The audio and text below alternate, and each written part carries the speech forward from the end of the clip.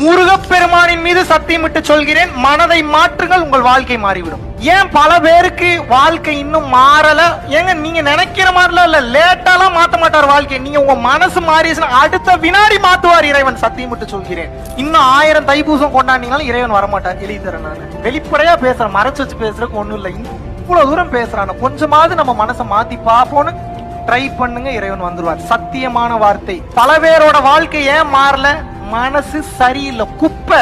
உங்க மனசு கன்றாவியா இருக்கு, அதனாலதான் இறைவன் இன்னும் வரல. இவன் இந்த கிளிகளுக்கு திருந்தனுண்டான்னு சொல்லி நீங்க நினைச்சு எப்போ உங்க மனசை மாத்துறீங்களோ அடுத்த வினாடி இறைவன் வந்து குடிக்கும்.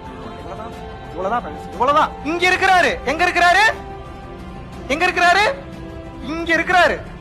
உள்ளுக்குள்ள போவே விட மாட்டீங்க, கன்றாவியா இருக்கு. இப்ப நான் உங்களை கூப்பிடுறேன், என் வீட்டுக்கு வாங்கன்னு கூப்பிட்டா வருவீங்களா மாட்டீங்களா? வீட்டுக்கு கூப்பிட்டோன்னே பாத்ரூம்ல போய் படுங்கன்றேன், என்ன பண்ணுவீங்க? படுப்பீங்களா? இந்த மகாவிஷ்ணுவோட பாத்ரூம் மட்டும் இந்த மல்லிகை மனமா வீசும், படுக்க முடியுமா உங்களால? எங்க உங்களை கூப்பிட்டு பாத்ரூம்ல படுனாவே படுக்க மாட்டீங்க. எவ்வளவு கன்றாவியான எண்ணம், எவ்வளவு கீழ்த்தரமான புத்தி, எவ்வளவு பாவம் பண்ணிருக்கோம். இதுக்குள்ள இறைவன் எப்படி உடனே எப்படி வருவாரு? எனக்கு புரியலையே. ஏங்க என் வாழ்க்கை, நானும் 3 வேளை குளிக்கிறேன், நானும் 3 வேளை தொழுகிறேன், நானும் சாமின்றேன், எனக்கு அந்த இறைவன் காட்சி கொடுக்க மாட்டார். இன்னும் 100 வருஷம் இல்ல, இன்னும் 1000 ஜென்மம் எடுத்தீங்கன்னாலும் இறைவன் வர மாட்டார். மனசை பார்த்து தான் வாழ்வை மாத்துவான். எதை பார்த்து வாழ்வை மாத்துவான்?